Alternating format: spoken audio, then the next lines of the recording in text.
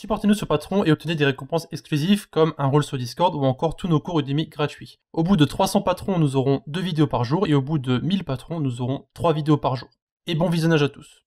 Donc bonjour à tous, donc dans cette vidéo nous allons voir comment accéder à nos données dans notre dictionnaire et comment utiliser les boucles avec ces fameux dictionnaires. C'est parti. Alors, comme pour la dernière fois, nous avons encore une fois ici notre petit répertoire que nous avons utilisé dans la vidéo précédente et nous allons maintenant voir comment utiliser les boucles, donc les boucles for qu'on va utiliser pour notre dictionnaire ici, comment voir et récupérer ces différentes données.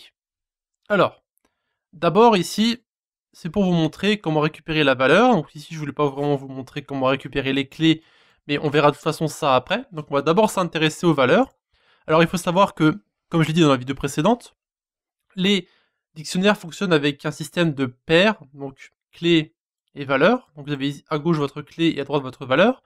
Ici, si vous mettez votre boucle pour récupérer les différentes valeurs, justement, vous allez récupérer ici, donc Justine, etc.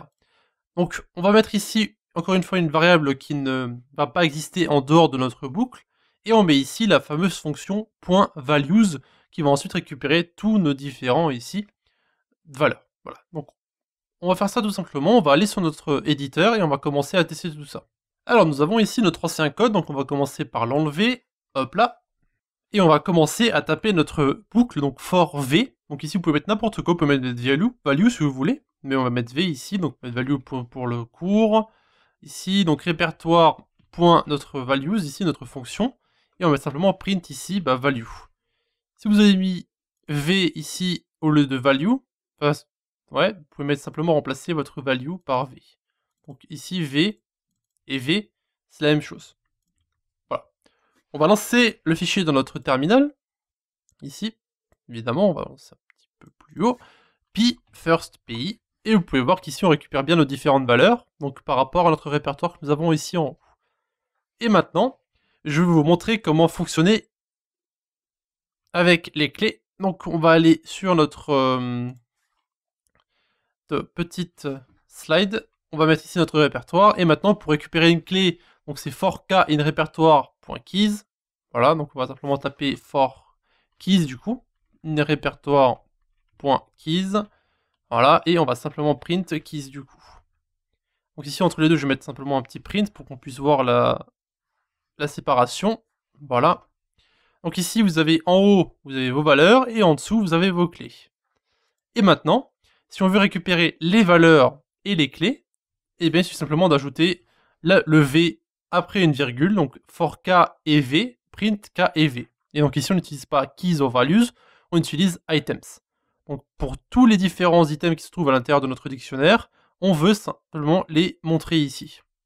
Donc du coup, si on copie ça, qu'on met ça en dessous, hop, comme ceci, et qu'on met ici for, donc k et v, donc pour montrer l'autre façon d'écrire, in répertoire.items, ici on met print k, v, et vous allez voir que, ici, si je remets, nous avons bien notre clé, et à droite, nous avons notre valeur. Donc nom Justine, numéro, âge, langage, couleur, et majeur, true. Et voilà. Donc, je voulais faire ça dans la vidéo précédente. Cependant, j'y ai pas forcément pensé, parce que je pensais que ça serait... disons que ça serait plus logique à faire, comme ça, de le faire en 2 vidéos. Mais je me rends compte qu'on commence un peu à traîner en longueur sur la série, et qu'il y a encore pas mal de choses que je veux voir.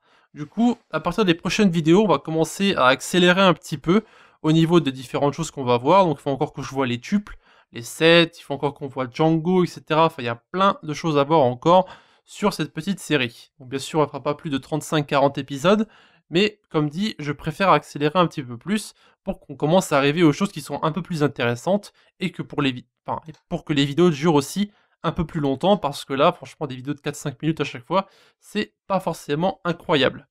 Du coup, si vous avez des questions à poser, vous avez directement les commentaires YouTube ou bien encore le Discord de la communauté. Et donc on se retrouve dans un instant pour la prochaine vidéo. A de suite.